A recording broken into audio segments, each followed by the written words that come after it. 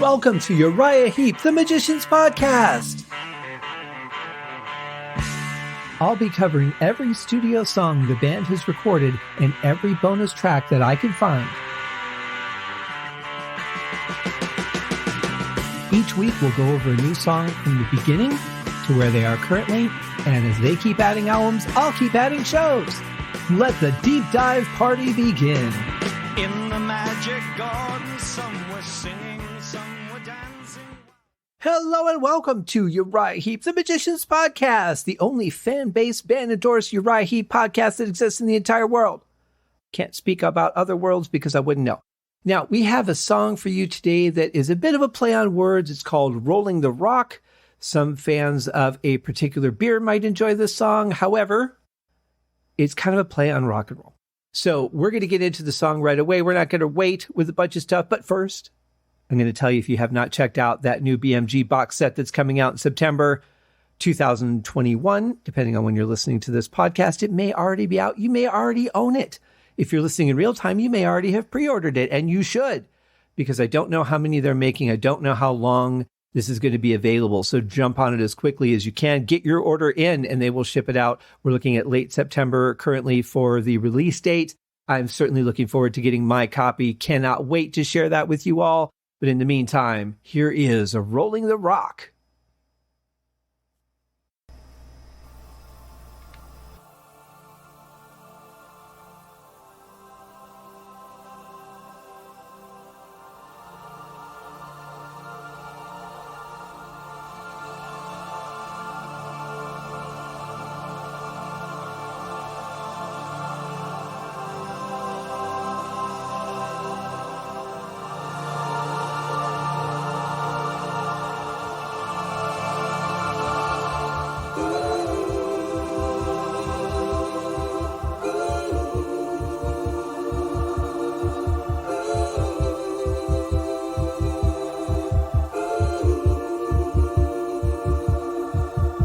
Continuing with the feeling of Roll Overture, this opening just really feels nice and film scory.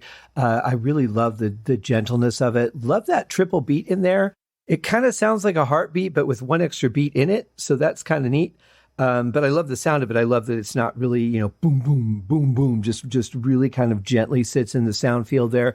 And the biggest difference from here in Roll Overture is that we're hearing real vocals. So while I'm 100% certain that the vocals in that were keyboard generated, this definitely sounds more like Peter Goalby and some real actual, voice instead of a digital voice. So very cool opening so far. I'm curious to see where it goes. Feel so cold, so alone, an empty stage, no one home. Feel so strange, so scared. No point in screaming, I won't be heard. You're so cold, you're so cool, it's so dark in this tune.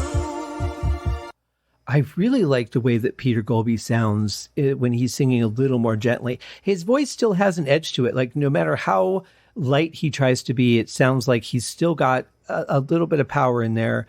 And that's okay. The way he sounds is the way he sounds. I really like his voice. I think it's a very strong, very powerful voice. And that drum thing is really hypnotic, isn't it? I mean, it just kind of like, it's one of those things that when they're showing you a bunch of flashes on the television set and you can't help but to just keep looking at it. It's kind of like that, except for, my ears. It's very hypnotic. But I think the overall sound of this is really nice. The keyboards are gentle, really just kind of swirling a little bit and just kind of, keeping you floating in the midst of the song.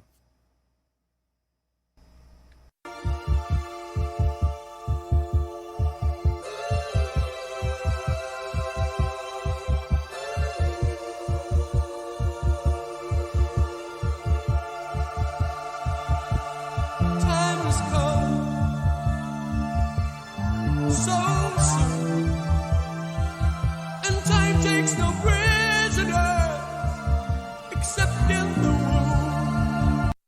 It's interesting how this sort of flanged out swirling keyboard sound really is in the foreground of the song, and everything else seems to be behind it, even the vocals, which, as I've said through some of this era with Peter Goalby, is that I do feel that his vocals were slightly in the back a little too much. And I think this is just another example. You don't have a lot of sounds going on. The vocals should be the most dominant thing with everything else supporting it. But, 83 was a different time. I'm looking at this in 2021 going, here's how it should have sounded, which is kind of ridiculous because things sounded the way they sounded in the 80s. It was a very different time for mix engineers. A lot of people hate the music mainly because of the sound quality of it, the way that it was mixed. The fact that there's so many synthesized layers being used. Personally, I mean, that was a big era for me in music. It was when I first discovered Uriah Heep. There's a lot of great songs from then. I go to Lost 80s Live every year that I've been able to since I found out about it, up until COVID stopped it happening last year, and will probably stop it happening this year. But apart from that, I mean, I'm a big fan of that era. But looking at the things now with the ears of a more experienced audio engineer. I mean, I've been doing this for 30 years now. So I can say, honestly, I am not as much a fan of the sound as I used to be, but I'm so used to it on the songs that I know that I don't really think about it as much. But in any case, I would say it would be nice to hear a little bit more of the vocal and maybe put that synthesizer a little bit in the background, just switch places, of where they're at in the sound field. I think it would have sounded a lot better. But I do like the keyboard itself. I like that flange. I like that swirling feeling. Hear a lot of that, ever since John Sinclair joined the band. It's just one of his things. I don't know if that was something he did just for Heep or if that was just his style. But in any case, we've heard a lot of that since he's joined the band. I think it sounds great. I think it adds a lot, especially in a song like this. It adds a lot of mystery.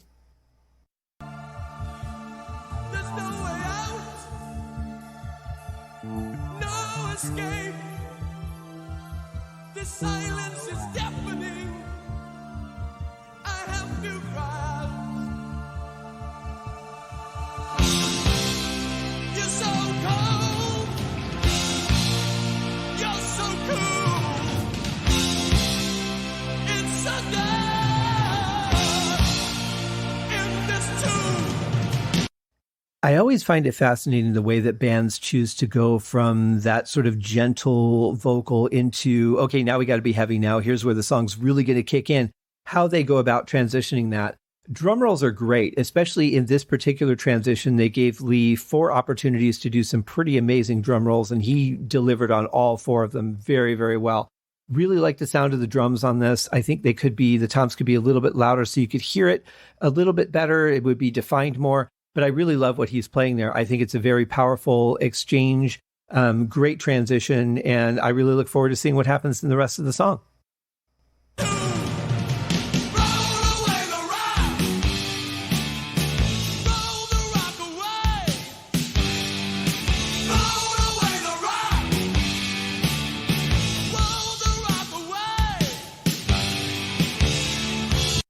Okay, I have to say, lyrically, this part I don't care for. And you guys know I'm not a huge lyric guy. But when it comes to the chorus, you're going to hear them. I've never really liked songs that had, well, I can't say the song in the whole. I'll say a portion of the song where they take a line and then they just change the way they say the line and do it again. And that's all there is. So we've got roll away the rock away, roll, it repeats.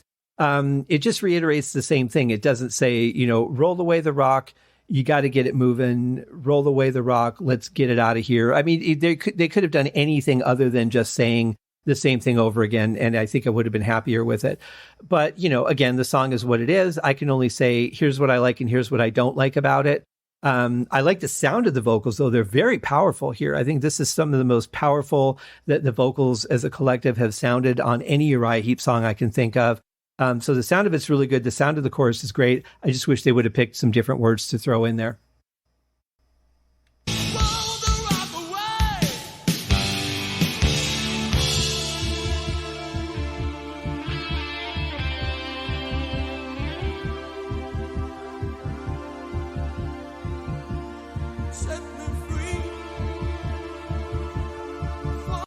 I'm starting to wonder now if that heartbeat isn't actually on bass. Maybe he's muting the strings and playing it on bass. It is very rhythmic.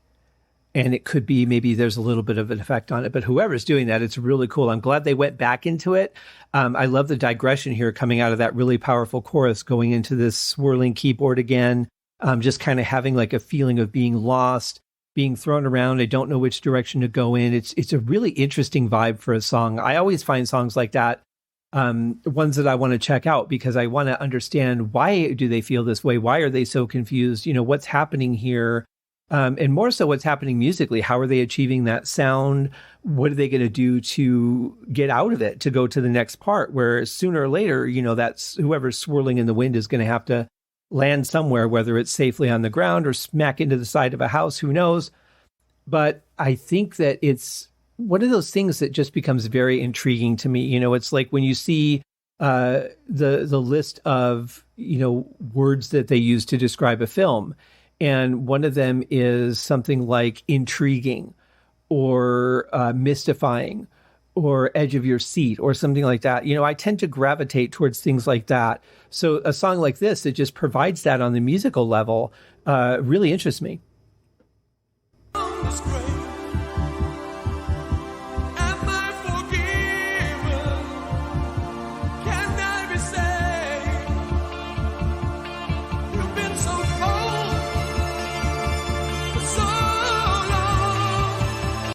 I really like that bit of guitar that we're hearing now coming in. I like that it has that slightly muted feel towards it, but it still sounds good and crunchy.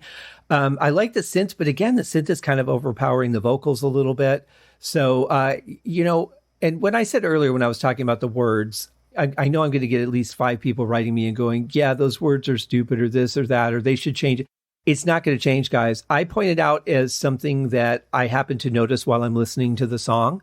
It is the way it is. It was recorded, it was written, and it's done. It's not going to change. But when I look at it, I'm like, it's such an interesting choice for a band who has this level of writership within them. I mean, the lyrics that they write are great. I don't really focus on them much, but I do read them, try to understand the story a little bit after I've done the episode. And although I'm not a big lyric guy, I still like to appreciate the story. So when I look at this and go, God, we've got such great writers in this band, it's interesting that all they're doing is just reiterating the line in front of it. So, you know, it is what it is. It's not going to change. I pointed out as an observation and nothing more.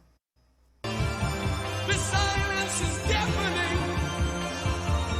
Was I so wrong? You're so cold. You're so cold. It's a dark.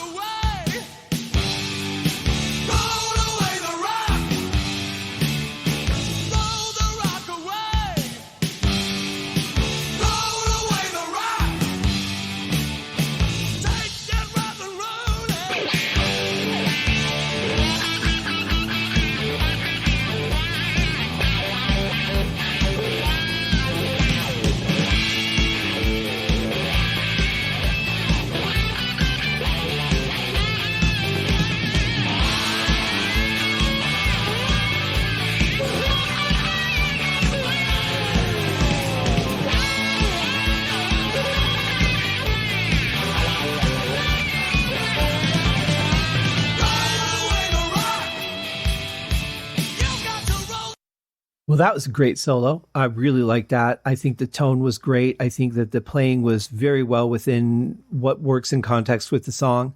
I did like the chorus going into the solo too. I mean, it just sounded so hard and powerful. It was missing those elements that we usually hear. You know, there wasn't as much harmony as there was more shouting, but this is definitely on par with what was going on at the time. And I can't remember the name of the band, if it was Kiss or Cinderella or who did it, but that song, Nothing But a Good Time. It's when I think about the way the chorus sounds, the backing vocals, that sort of same straightforward sound, very powerful, not melodic, but very powerful. Just that gives you that sense of urgency. Like, I have to do this. Whatever it is they're asking of me, I need to get up and do it right now because it's important.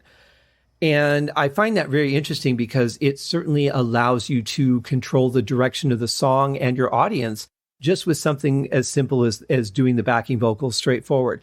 But it's very cool. It has a really good, powerful sound to it.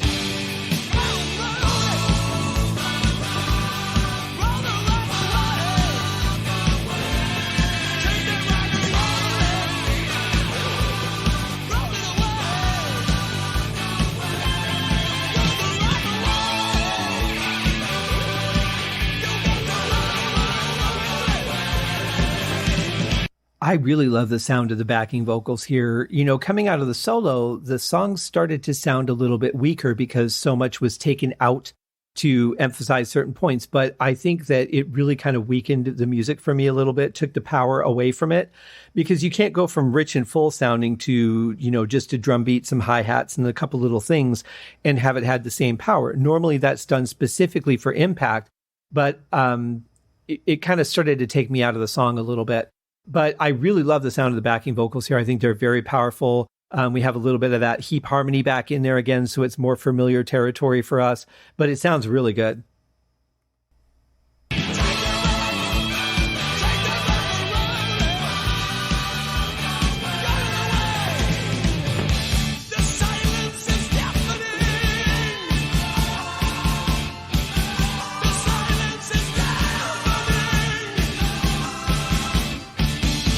Well, that was kind of a return to the vocals on Bird of Prey, wasn't it? Really nice, very nicely done. I like that they didn't just keep going up. They started to come down a little bit in pitch, which was a really nice surprise. I'm really glad that they didn't just fade the song out and just keep it going. I liked the fact that there was an ending, and I specifically like this ending. I think it was very well written, very well performed. Certainly something different for Heep, because most of their songs fade out, but this was very much something that could be part of a film, could be part of like a video or something, especially just in the way it ends. I could see very powerful images flashing on the screen, sort of thing. But very cool. It's a good song. I don't really care for the chorus myself, but apart from that, I think that the music and the sound of the song overall are fantastic. Definitely one I would listen to again. Probably would put towards the bottom of my list only because I don't like the chorus that much. But I do think that there's a lot of very powerful and fantastic elements in this song. I think it's very well written and very well performed. So that's it for this episode, guys. I hope that you enjoyed Rolling the Rock with me, and we will see you in the next episode. Take care of yourselves. Cheers. Thank you for joining me on this episode of Uriah Heep, the Magician's Podcast.